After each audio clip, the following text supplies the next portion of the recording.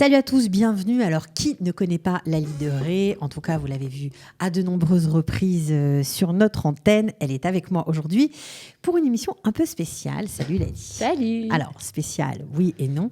En tout cas, est arrivé ton tour de nous raconter ton parcours d'Alia parce qu'on te connaît, on te voit, on t'entend, on te lit, mais on ne sait pas vraiment qui tu es en fait. Ok. Et comme tu te présentes au sein du conseil régional de la Moatza de Benyamin pour représenter Élie en tant que conseillère régionale, alors on voudrait en savoir plus sur toi, sur les motivations de ton engagement, qui tu es, d'où tu viens, etc., etc. Alors, tu es en Israël depuis quand? Je suis en Israël depuis 1990. Je vais faire des jaloux, moi je le dis. Depuis 1990, j'ai fait mon Alia toute seule, comme une grande, à même pas 15 ans, j'avais pas encore 15 ans. Alors, comment on fait son Alia à 15 ans, seule? C'était quoi? C'était des problèmes familiaux? Ouais, bien sûr, je me faisais tabasser par mon père. Non, pas du tout. En fait, c'est comme ça. Je suis née dans une famille assez spéciale. Enfin, pour moi, elle est spéciale. Comme nous tous, exactement. Mes parents, ils sont nés à Tunis. Ils ont immigré en France donc dans les années 60, comme à peu près tous les gens d'Afrique du Nord. Ma mère traditionnaliste, mon père pas du tout religieux, voire anti-religieux même à un moment, communiste, anarchiste, voilà, exactement. Mais qui a eu un espèce de réveil énorme en 1967, la guerre des 6 jours. Lui qui se considérait comme communiste, donc bien entendu, pas de pays, pas d'engagement, pas de machin. Il se sentait pas forcément, entre guillemets, une fibre spéciale avec Israël. Le premier jour de la guerre de 67, il sort de chez lui pour aller travailler et il voit les journaux. Et dans les journaux, le premier jour de la guerre des 6 jours, c'était Israël va être détruite, c'est la fin pour l'État d'Israël. Et mon père, d'un coup, son monde s'écroule, il commence à courir comme un dératé dans la rue pour retourner à l'appartement de mes grands-parents où il habitait, en pleurant et en disant c'est une catastrophe, le monde est en train de c'est fini quoi, c'est la fin du monde. Un électrochoc. Un électrochoc. Donc ça a été le premier électrochoc où soudain il a ressenti un peu son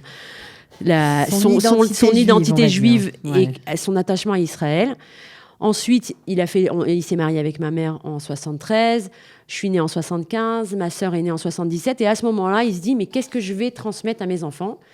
Et à ce moment-là, c'est un espèce de réveil. Très, très vite, ils commencent à aller à des cours. Et voilà, très, très vite, ils font tchouva avec Rabat au début.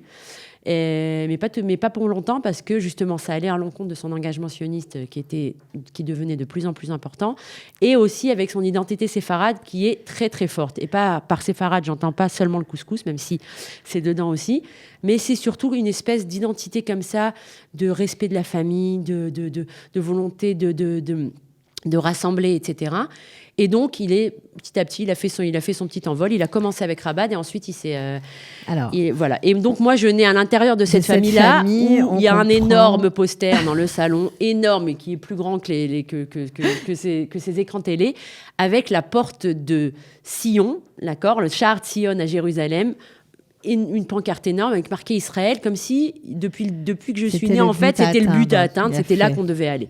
Okay. Donc, voilà. Donc, tu es née dans cette famille, tu as été bercée donc, par ces idéaux sionistes. Et aussi, c'était une famille pratiquante, donc tu étais aussi, toi aussi pratiquante. Ouais. Tu as étudié à l'école Gaston Thénouji. On salue, j'imagine qu'il y en a beaucoup comme toi, qui vont se reconnaître. Ouais. Une super école, une famille. Alors, de là à partir seule, c'est quoi? Tu as fait une révolution? Qu'est-ce qui s'est passé? En fait, ça me ressemble beaucoup. C'est-à-dire que je me suis dit que si tu as un engagement, si tu crois en quelque chose, il va falloir le concrétiser. Et donc, comme tous les ans à Pessah, donc j'ai 14 ans, à peu près 14 ans et demi, et on dit à nouveau, à la fin du Seder, on dit l'an prochain à Jérusalem. Donc on est à Paris, et mon père qui finit le Seder en disant l'an prochain à Jérusalem. Et là, je m'énerve. Et je dis à mon père, là, tu te moques en fait un peu du bon Dieu. Parce que tous les ans, moi j'entends depuis 14 ans donc cette phrase, l'an prochain à Jérusalem, et tu fais rien pour concrétiser ça. Et mon père me dit, chiche, puisque... Il t'a mis au défi. Il m'a dit, voilà, viens, on essaye. On va trouver un moyen. Ah, il pensait partir avec toi à l'époque. Il pensait peut-être... on connaît tous les histoires d'Alia où on fait un pas en avant, deux pas en arrière, etc. Et en fait, on a trouvé, dans le cadre de l'Aliyat Noir, c'était l'agence juive à l'époque, on a trouvé une école pour jeunes filles qui s'appelait Bnot Sion à Jérusalem. Et donc, à 14 ans et demi, j'ai fait mes valises et j'ai fait mon Aliyah. Il fallait quand même être aussi... Complètement folle. Non, mais toi, c'est une chose, mais quand même, tes parents, quoi, te laisser partir seule à l'époque. Ouais, ça veut dire qu'en fait, a posteriori aujourd'hui, on se rend compte à quel point c'était complètement dingue. Parce que moi, voilà, mes enfants, ils sont à la yeshiva ou ils sont à l'armée aujourd'hui, je les vois pas pendant 2 semaines, je craque. Et encore, j'ai le téléphone, on a WhatsApp, on a tout ce qu'il faut. Mais là, voilà, on parlait pendant 3 minutes au téléphone parce que ça te coûtait un bras. Je rentrais en France 1 ou 2 fois par an. C'était vraiment une grande coupure. C'était une énorme coupure, c'était pas simple, mais aujourd'hui, je remercie, mais c'est le plus beau cadeau qui m'ait fait mes parents, c'est ça, c'est de m'avoir laissé partir. Parce que ça t'a permis vraiment de t'intégrer, d'apprendre la langue, de comprendre la société israélienne. Ça m'a permis d'éviter énormément d'écueils. Ça veut dire que j'ai parlé français pendant 3 ans. Il faut comprendre, j'étais dans une école française, donc j'ai passé le bac français. Aujourd'hui, quand j'entends des gens qui disent « non, mais il faut absolument parler que l'hébreu depuis le début », c'est pas obligé. C'est pas obligé, c'est important d'apprendre la langue, d'accord ? Mais j'ai évité énormément d'écueils parce que je suis arrivée jeune. Je suis arrivée quand j'avais pas fondé de famille. Et puis, tout simplement, j'ai été l'éclaireur de mes parents, quoi. Tout simplement, je leur ai permis d'éviter eux aussi plein d'écueils. Et même si les débuts ont été très difficiles. C'était dur, c'était la question que je voulais te poser. Très difficile. J'ai laissé mes grands-parents parce que on habitait à Paris, on habitait un immeuble où mes grands-parents habitaient au 1er étage et nous au 3e. Je passais ma vie chez mes grands-parents. J'avais un petit frère de 2 ans qui était né après 11 ans d'attente. Ça a été une grande déchirure. J'avais fait un musée de mon frère dans ma chambre. Je pleurais énormément. Et mon directeur a eu l'intelligence de me dire, tu sais quoi ? Patiente jusqu'après les fêtes. Si tu tiens pas le coup après les fêtes, tu rentres en France.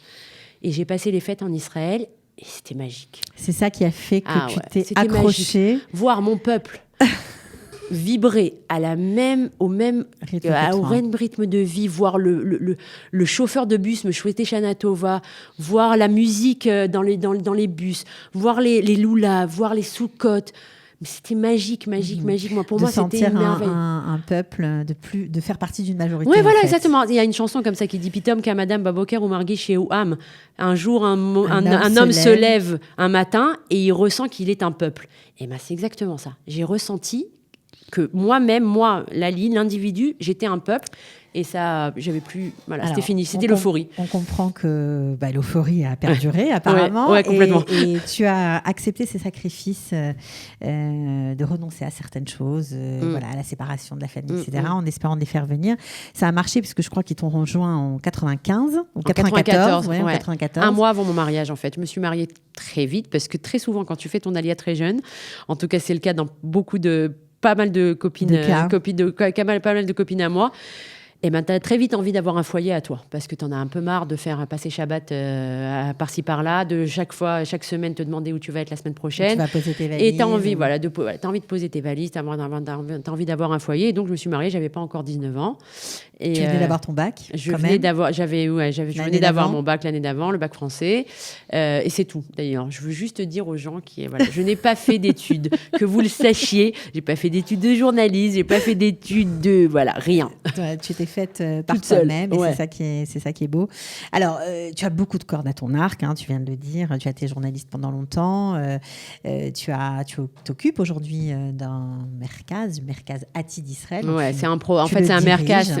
C'est un centre pour jeunes qui s'inscrit dans le cadre d'un gros projet qui s'appelle Ati d'Israël, qui s'occupe, on va dire, le titre, c'est s'occuper de l'intégration sociale et éducative des Olim de France. Alors, comme ça, vous comprenez pourquoi Lali parle si bien l'hébreu, parce qu'elle est là depuis très longtemps, et pourquoi elle est attachée à l'Aliyah, parce qu'elle est quand même arrivée à 15 ans, et qu'elle vient vraiment d'une famille francophone. Voilà. Donc, forcément, ce sont des choses qu'on n'oublie pas. Et c'est un peu l'engagement de ta vie. C'est quelque chose qui t'a aidé les autres et aidé à l'intégration. C'est quelque chose qui t'a... Le fil rouge. Ouais. Je me rappelle toute mon enfance, on n'a pas passé un Shabbat sans inviter à la maison, par exemple. On avait tous les, entre guillemets, damnés de la terre qui venaient. Un hypochondriaque, un auteur raté. On avait des gens qui dormaient à la maison pendant des mois. Mais ça a toujours été ça. Donc, on a toujours été dans la famille, dans l'aide à l'autre. D'accord ? Ça a toujours été ça. Et surtout dans la responsabilité. Ça veut dire que cette phrase des Perkei Avot, de Maxime Despères, Imen Ani Limili, si je ne suis pas là, tu dois être là, tu es obligé de tu as un rôle à jouer. Ouais. Akadosh Baruch Hu, Dieu, il t'a donné des compétences. Eh ben, tu ne peux pas les utiliser pour ta propre personne, tu dois les utiliser pour les autres. Et donc, ouais, ça fait partie de l'éducation que j'ai reçue, tout simplement. Ok. Alors, 19 ans, tu te maries, tu t'installes à Bethel. Donc, déjà, quand même, un choix engagé. Ouais, on était en plein accord d'Oslo. Voilà. C'était super important pour nous donc, Bethel, pour ceux qui ne connaissent pas, juste situé. Eh ben, à l'époque, il fallait passer par Ramallah. C'était très sympathique. Tu passais vraiment à l'intérieur de Ramallah, quelques mètres de l'endroit où les soldats ont été lynchés quelques années après, en 2000. On passait par là tous les jours jusqu'à ce qu'il y ait une route de contournement qui ait été construite. Donc, c'était folklore. C'était folklore d'habiter là-bas. Mais en même temps... un choix idéologique. Ouais, complètement. C'était, à cette époque, c'était idéologique. Aujourd'hui, avec le recul, je me dis que ce choix idéologique, en fait... il s'est un peu atténué. C'est pas que je suis toujours aussi engagée politiquement, mais c'est juste un kiff d'habiter en Yishuv, quoi. Il y a une qualité de vie. Voilà, il y a une qualité de vie. Tes enfants, ils sont libres, ils sont heureux, ils peuvent se promener, ils peuvent laisser leur vélo n'importe où. Tu laisses ta carte de crédit à la caisse. On va t'appeler pour te dire que tu l'as. Voilà, à la Macolette. C'est impressionnant. Donc pendant 11 ans, on était à Bethel. C'est là que j'ai commencé ma carrière de journaliste. Et à puis Routcheva. À Routcheva, ensuite à Modia, à Gesher, l'Injeu, l'Impact, des journaux, donc journalistes politiques. Et puis voilà. Et puis moi, j'étais pas bien à Bethel. Assez vite, j'étais pas bien. Parce que c'est un yishuv religieux. Tu es resté longtemps quand même. Je suis restée longtemps parce que mon mari adorait cet endroit et que je voulais pas lui faire de peine. Mais Mais en 2005, on a eu un petit électrochoc en fait, nouvel électrochoc. C'est le Gush Katif. On faisait du porte-à-porte pour essayer de convaincre les gens à Tel Aviv. En fait, ce qui s'est passé, c'est qu'on a fait des campagnes pour essayer de convaincre les gens de Tel Aviv ou de Rishon LeZion ou de je sais pas où de voter contre le plan d'expulsion des Juifs du Gush Katif. Mais en fait, on s'est dit, mais purée, mais on sait même pas qui ils sont, on les connaît pas. On est dans notre bulle là-bas à Bethel où on est que avec des gens qui se ressemblent. Donc que des religieux. Que des religieux, que des gens religieux qui ont le même look que moi. Moi, je veux que mes enfants, ils puissent voir des gens qui ne leur ressemblent pas, qui puissent discuter avec eux, qui puissent justement renforcer leurs choses. Si moi, je suis certaine de mes idéaux, j'ai aucun problème à en parler avec quelqu'un qui n'est pas d'accord avec moi, parce que je suis bien dans mes baskets. Et donc, j'avais envie de donner cette espèce de certitude et de confiance en eux à mes enfants. Et donc, on a cherché quand même un yishuv, parce qu'on n'avait pas la force. Ça a été le déclic pour toi, le fait de voir la scission qu'il y avait au sein de la société israélienne. Exactement. Il y avait des débats d'idées terribles. Exactement. Les gens ne se comprenaient pas les uns les autres. Certains disaient, mais comment vous pouvez accepter qu'on quitte le Gush Katif on avait l'impression de vivre dans deux pays différents. Une grande crise de société, et c'est ça qui a fait que tu as voulu vivre dans un autre endroit pour pouvoir convaincre d'autres gens, pour pouvoir parler à d'autres gens. Pourquoi ? En fait, je me suis dit, on a cherché les enfants, c'était pas possible pour eux de vivre en ville. Après avoir passé 11 ans dans un yishuv. Il faut dire que tu en as 6. Ouais, j'ai 6 enfants. Voilà. Elle s'ennuie pas, Laline. Non, je m'ennuie pas. Mais j'ai encore un peu de temps, entre 2h et 3h du matin. Vous pouvez essayer de me joindre à cette heure-là. Okay. C'était pas possible pour eux de vivre en ville. Donc, on a cherché un yishuv méourav, c'est-à-dire où mélangé. Il y a des laïcs, des non-religieux, des haredim, un peu tout le monde. Et on a trouvé ça à Eli. Tu t'es encore éloignée. Je me suis un petit peu enfoncée à l'intérieur de la zone. Non. Tu es devenue une vraie colonne, quoi. Voilà, exactement. Non, mais déjà, Bethel, c'était déjà pas mal. Parce que c'est toi qui te... Ouais, j'ai écrit mon journal d'une femme colon. Moi, j'adore. Et donc, on habite là-bas depuis 2005. Et c'est le bonheur, même si je vais peut-être en parler après, mais Eli, c'est en train de devenir de plus en plus religieux aussi. Il y a de plus en plus de personnes qui me ressemblent, et moi, ça commence à des fois, c'est difficile pour moi. Ça fait partie de mon engagement, ça aussi. Mais donc voilà, donc on est à Élie depuis 2005 et très très vite, je me suis engagée parce qu'il y a beaucoup d'Olympe de France là-bas, donc on a commencé à donner des cours. Tu t'es engagée en fait, parce que quand on parle de l'engagement, on a l'impression que c'est quelque chose de très organisé. Non, pas du tout. Toi, tu t'es engagée, tu as commencé autour de toi tout simplement. Ouais, exactement. À essayer de rendre service à des gens qui étaient nouveaux immigrants, exactement. Des nouveaux immigrants qui ne parlaient pas la langue, qui avaient des problèmes. Ouais. Je me suis toujours considérée comme un pont en fait entre la société israélienne et les Olympe de France. Parce que tu connais bien les deux. Parce que je connais bien les deux. Voilà, exactement. Okay. Dans toutes ces divergences. Exactement. Et alors, donc, voilà. Alors, tu as commencé comme ça, d'accord, au sein du village. Alors, comment, d'un engagement, on va dire, personnel, d'une volonté de vouloir aider, on rentre au conseil municipal de son village? Eh ben en fait, c'est quelqu'un c'est le maire de la ville qui est venu me voir et qui m'a dit, écoute, j'aimerais que tu rentres avec moi au conseil municipal, j'ai besoin de ta voix autour de la table. Et donc, il m'a proposé de faire partie de sa liste. Et donc tu devais faire du bruit quand même. Ouais, j'ai toujours fait du bruit. Demander aux gens. T'avais fait quoi avant de rentrer au conseil municipal, avant qu'ils viennent te chercher? Je donnais des cours, j'étais très active au niveau social, j'étais active à la synagogue, j'ai toujours, voilà, je suis un peu hyper active sur les bords. Donc, non, pas du tout. Ah, si, je le revendique. Il y a mon fils, il avait un moment, lui aussi, il est hyper actif, il avait un t-shirt, il avait marqué « Je n'ai pas de problème de concentration ». Non, non, je n'ai pas de, je ne crains pas mes problèmes de keshev verikouz, de concentration. Je les kiffe. Donc voilà, je kiffe mes problèmes de concentration et mes problèmes de... Donc c'est très bien. De déconcentration. Voilà, de déconcentration. Il n'y a aucun problème, ça me permet de faire 2000 choses en même temps. D'accord, donc tu étais active. Aussi au niveau de la jeunesse, je crois que c'est un sujet qui te parle. Pourquoi ? Parce que tu as des enfants et que tu es proche de... D'abord parce que j'ai des enfants très différents. J'en ai un avec une boucle d'oreille, j'en ai un qui est à la yeshiva depuis 3 ans, j'en ai un autre qui est Katzin, qui est officier à l'armée. J'ai tout l'éventail d'enfants et je me suis très vite rendu compte que dans une structure comme dans un yishuv comme Élie, eh ben, il y avait une très grande partie des gosses, des adolescents qui ne trouvaient pas leur place. Parce que tu avais d'un côté francophone ou israélien, bien évidemment, on parle de tout le monde. On avait ceux qui vont au Bnei Akiva, qui vont dans les mouvements de jeunesse, alors ils trouvent leur place, ils font plein de bénévolat, ils font des choses extraordinaires, ils font vraiment des choses extraordinaires. Tu as une partie qui malheureusement partent un peu en vrille, un peu de délinquance, etc. Mais tu as toute une partie, et ça, eux aussi, il faut les aider. Qui ne savent pas quoi faire. Qui ne savent pas parce qu'ils ne se retrouvent pas avec les, entre guillemets, les religieux du Bnei Akiva. Ils n'ont pas non plus envie de commencer à fumer du shit, mais ils ont envie de... Ils se retrouvent pas là-bas. Donc là, moi, j'ai mis vraiment pendant 5 ans, j'ai tout fait pour qu'ils trouvent leur place. Alors, c'est difficile parce que c'est justement une des raisons pour laquelle je m'engage maintenant dans le conseil régional, parce qu'il faut des budgets. Pour organiser des activités. Alors, j'ai trouvé certaines choses, j'ai trouvé certains budgets, j'ai trouvé un budget pour un local, j'ai trouvé un budget pour des activités. Alors, tu vas un peu vite en besogne parce que l'engagement municipal, c'est une chose, mais l'engagement régional, là, tu rentres carrément en politique. Ouais. C'est autre chose. Ouais. C'est un pas quand même. Ouais. Quand on est maman, 6 enfants, occupés, qu'on travaille à plein temps, qu'on a des tas d'autres activités, que j'imagine que tu vas continuer à t'occuper d'Élie, de sa jeunesse et de tout un tas d'autres choses. C'est une décision qu'on doit mûrement réfléchir et qui doit faire peur. C'est une décision que j'ai mûrement réfléchie, mais c'est quelque chose, en fait, c'est... j'ai même pas choisi en fait. C'est encore une fois, je suis pas du tout du genre mystique, mais des fois tu as l'impression qu'il y a un Dieu qui te prend par la main et qui t'amène quelque part. D'accord ? J'ai pas demandé à être conseiller régional, c'est un des candidats à la présidence du conseil régional qui m'a demandé de représenter Élie parce qu'il a confiance en moi, parce qu'il a l'impression que je peux représenter le Yishuv. Et plus ça va, et plus je me dis, ben ouais, en fait.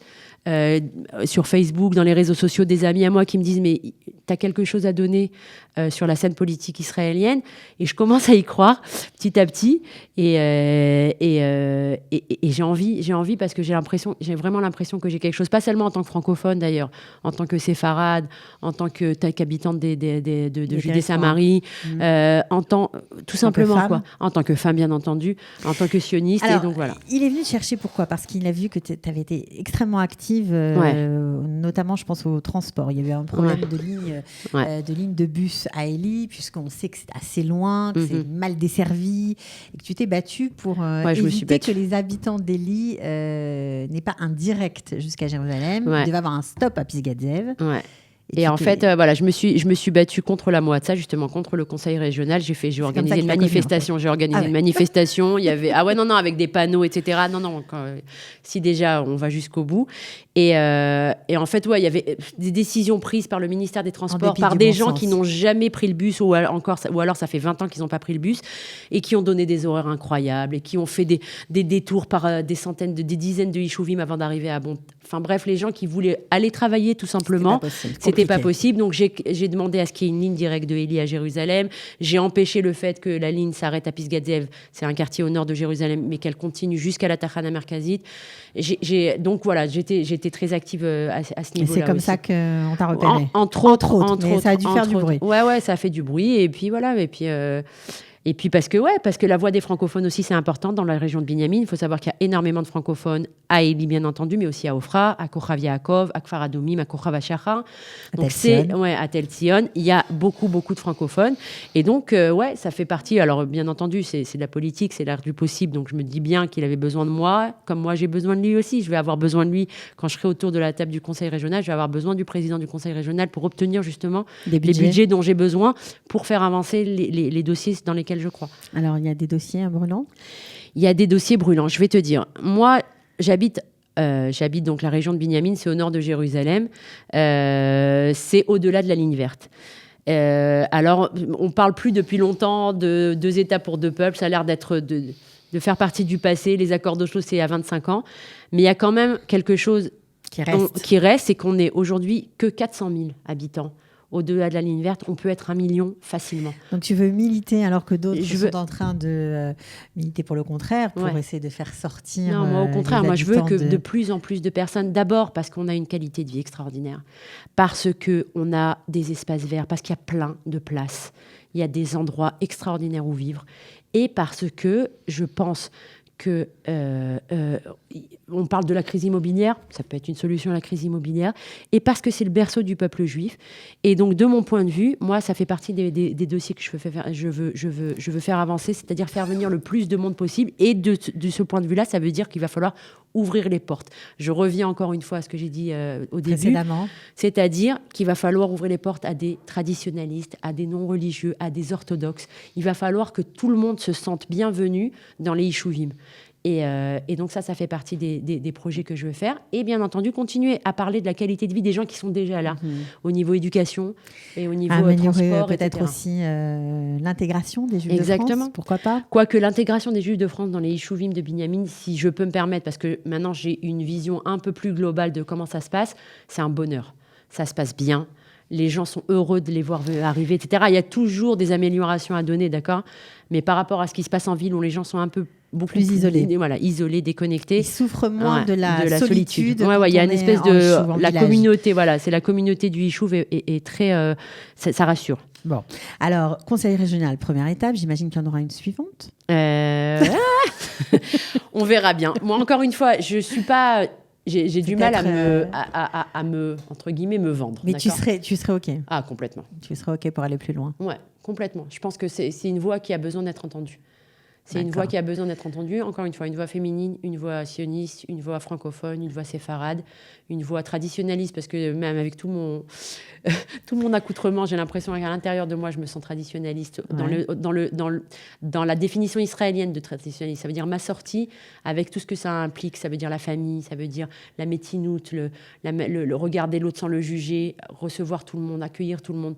Tu penses que cette vision comme ça du juif du milieu, comme on dit, des Français, c'est un peu ça, parce qu'on a été habitué à vivre tout simplement, avec ne pas rentrer dans des tiroirs, ne pas rentrer personne. Moi, s'il y a une leçon que j'ai appris de mon père, je suis arrivée en Israël donc à 15 ans, j'envoie ma première lettre en lui décrivant la société israélienne avec les kippotes comme ci, les kippotes comme ça, et il m'a déchiré. Il m'a dit, je t'interdis de rentrer les gens dans des boîtes. Et c'est ce que j'essaye de faire jusqu'à aujourd'hui. C'est pas facile, j'imagine, parce que ça fonctionne beaucoup en catégorie. Ouais, je refuse. Je refuse complètement. Je pars toujours avec la personne en essayant de lui parler à elle et pas à ce qu'elle essaye de représenter. Juste pour terminer, une petite question comme ça, ton plus joli souvenir, même si j'imagine que tu en as des tas. Oula. Quelque chose qui t'a... Mon plus beau joli souvenir, c'est l'anniversaire. Je suis née le 11 Rejvan. Je suis née le jour de la Iloula de Rachel Imenu. Et donc la première année, j'étais un peu en déprime. Encore, après... Et, pas facile, cette alia. Pas facile, cette alia.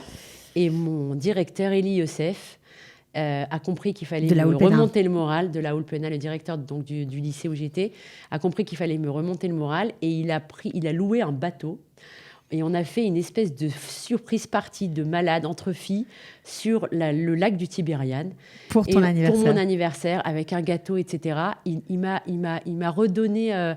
Voilà, il m'a reboosté, voilà, c'était extraordinaire et ça fait partie, voilà. Pour moi, c'est mon alia, elle a commencé là-bas et jusqu'à aujourd'hui, je suis en contact avec lui, je suis en contact avec les filles avec qui j'ai fait l'alia. C'était une très très belle, un très beau souvenir, mais Kamouvan que il y en a eu plein à la naissance de mon enfant à Jérusalem, de mon premier fils à Jérusalem, mon fils qui rentre à l'armée, mon fils qui reçoit le taf de Mefaked.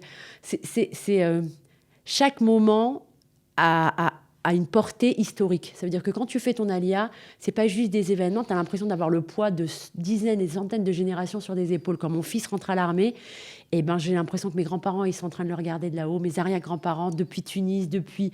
Voilà. Donc, chaque souvenir, il a quelque chose de particulier. Voilà. Bon, j'espère que vous aurez mieux connu Lali Deré, qui a quand même la touch pour tout mélanger avec beaucoup de passion, beaucoup d'amour et beaucoup de simplicité. Et c'est sûrement ça qu'on aime chez toi. On te souhaite bonne chance. Voilà, toi qui te présentes au conseil la liste s'appelle régional. Il faut quand même le dire. Allez-nous. Voilà, les fameux. On en a beaucoup parlé sur cette antenne. Merci. Be'atzlacha. Toda. Et on espère avoir de tes bonnes nouvelles quand tu seras élu. Le 30 octobre. Ciao. Ciao. Bye bye.